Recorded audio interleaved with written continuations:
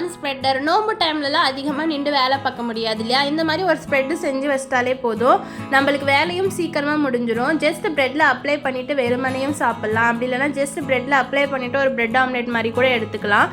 வேலையை சிம்பிளாகவும் முடிச்சிடும், நல்லா ரிச்சான ஒரு டேஸ்ட்டு கொடுக்கும். எப்படி செய்கிறதுன்னு பார்த்துடலாமா?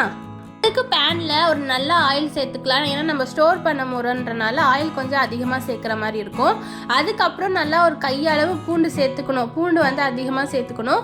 அதுக்கப்புறம் ஒரு 3 தக்காளி பழம் நான் அரைச்சி வச்சுருக்கேன், அந்த பேஸ்ட்டும் இதோட சேர்த்துக்கிட்டு இந்த ஆரிகானோ ஸ்பைசஸ் இருக்கு இல்லையா, மிக்சட் ஸ்பைசஸ், அதுலேருந்து ஒரு பேக்கெட் சேர்த்துக்கிட்டு அப்புறம் கொஞ்சம் பெரிய பெரிய மசாலா, கொஞ்சம் சால்ட்டு இதெல்லாம் சேர்த்துட்டு நல்லா கிண்டிக்கிட்டே இருக்கணும். சுருள கிண்டிக்கிட்டே இருந்தீங்கன்னா ஒரு கட்டியான ஒரு பதத்துக்கு வரும். கிளாஸ் கண்டெய்னரில் ஸ்டோர் பண்ணிக்கலாம். அப் டு 1 month வரைக்குமே இது ஸ்டோர் பண்ணிக்கலாம். டேஸ்ட் உண்மையாகவே சூப்பராக இருக்கும். ட்ரை பண்ணி பாருங்கள். இந்த மாதிரி மோர் வீடியோஸ்க்கு SS vlog சப்ஸ்கிரைப் பண்ணி வச்சுக்கோங்க. தேங்க்ஸ் ஃபார் வாட்சிங்.